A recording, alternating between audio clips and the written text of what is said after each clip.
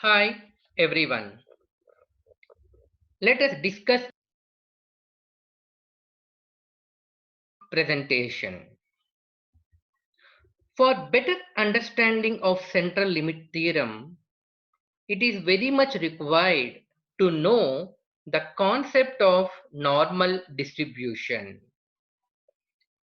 Normal distribution is a probability distribution that is symmetric about mean, showing that data near the mean are more frequent in occurrence than data far from the mean. It means when you take some data and plot the graph according to normal distribution, you can visualize the graph like this. The center is the mean value and the edges you can see here that shows how much the values are deviated from the mean, how much they are deviated in this direction and how much they are deviated in this direction.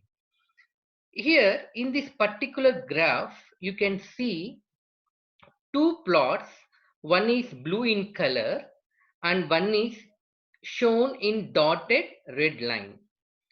If you see the blue color curve, it has a very high mean and the deviation is also very less.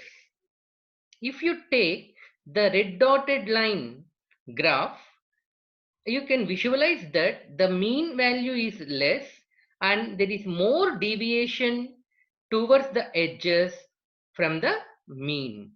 So by plotting this normal distribution curve, you can have the information like how much there is a deviation and what is the mean value.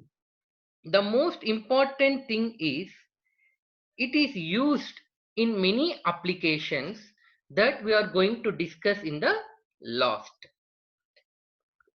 So you might have understand that the three important parameters are mean, variance and size. If you take more number of samples, the variance will be less. If you take less number of samples, there may be more variance.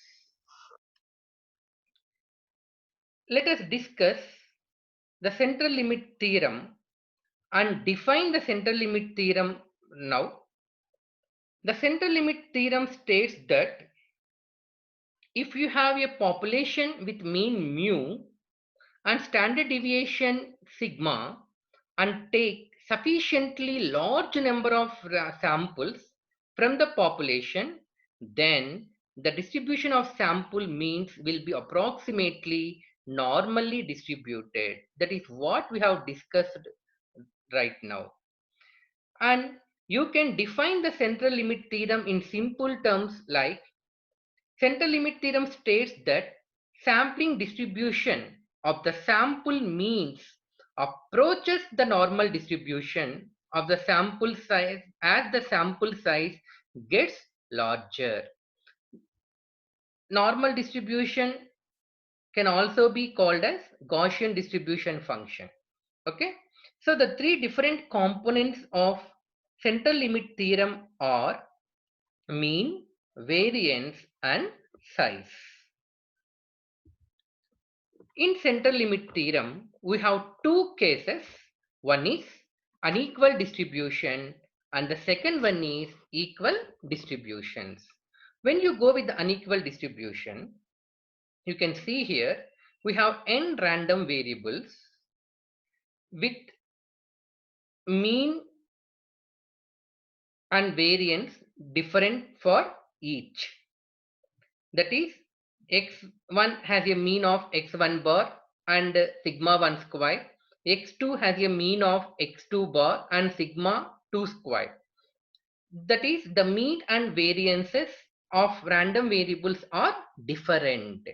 They are unequally distributed.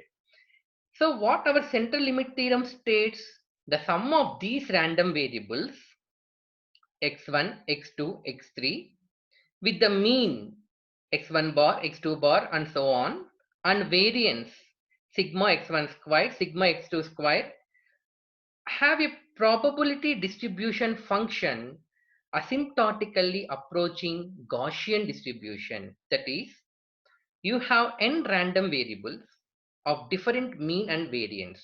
When you sum all these random variables, they take the shape of the Gaussian distribution.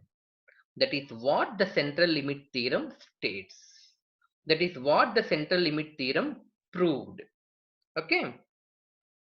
And if you go with equal distribution, that means all random variables have same mean and same variance. If all the statistically independent random variables being summed are continuous and have the same distribution function and same density function, the central limit theorem is straightforward and it is Gaussian. You can see here we are taking n random variables x1, x2, x3 and so on up to xn, and we are assuming that they have same mean and variance. When we simplify and analyze them, you got the final expression like this, which is nothing but the Gaussian distribution function. Fine. So whether it is equal distribution or unequal distribution, if we add the random variables, finally it takes the shape of the Gaussian. The most important part of central limit theorem is where we can use that central limit theorem concept. See, you can use in income distribution in economy, stock market, IQ analysis of students, population means, hypothesis test, data science, machine learning, and in also communication and signal processing for modeling of Gaussian noise. For all these applications, you will collect some number of samples. If you draw the graph probability distribution function for all those samples, it will take the shape of a bell, which you can visualize here. That is, it takes the shape of Gaussian distribution. That is, it takes the shape of normal distribution. Here, you can see the mean value and how it is deviated towards the ends. See, from the mean value, it is spread towards this end, and from this mean value, it spread towards this end. Suppose, for better understanding, let us take the IQ analysis of students. So we took the IQ analysis of number of students. We took the IQ data of number of students and we plotted the Gaussian distribution curve. So when we plotted the Gaussian distribution curve, it shows that how many students have good IQ, and as the graph deviates from the mean value, it will see how many students are within the limits and how many students' IQ levels are more deviated. The same analysis we can do for all the applications listed here. Now, you know that machine learning is a trending now. In machine learning, the central limit theorem has important applications. The theorem does inform the solution to linear algorithms such as linear regression. You know, in machine learning, linear regression is one of the important algorithms we generally use. In machine learning, what you will do? You will train one model. So to train the model, you will collect number of samples.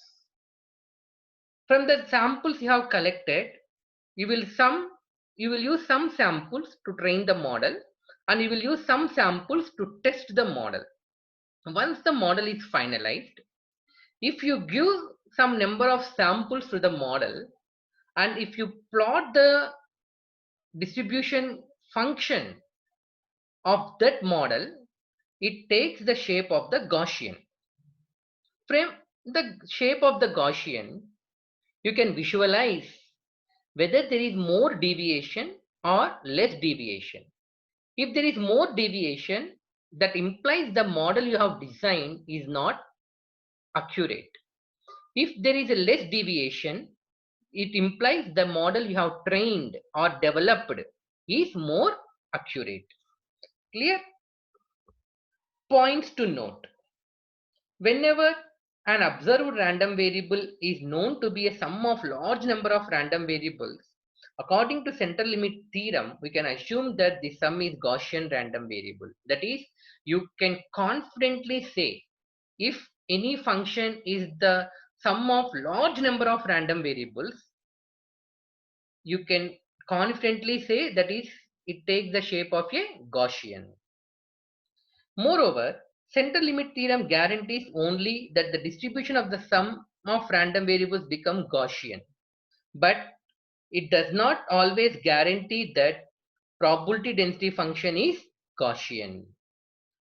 Finally, for discrete random variables xi, the sum yn will also be discrete. So, its density function will contain impulses and is therefore not Gaussian. That is, please understand, in case of discrete random variables, it is not Gaussian. Density function is not Gaussian, but distribution function approaches Gaussian. You have two types of random variables, continuous random variable and discrete random variable. Generally for continuous random variable, it is Gaussian, but in case of discrete random variables, density function will not be Gaussian, but distribution function will be Gaussian. In case of continuous random variable, distribution function is Gaussian, but density function may or may not be Gaussian. That conclusions are very important. Hope you understand the concept of central limit theorem and its usage in various applications. Thank you.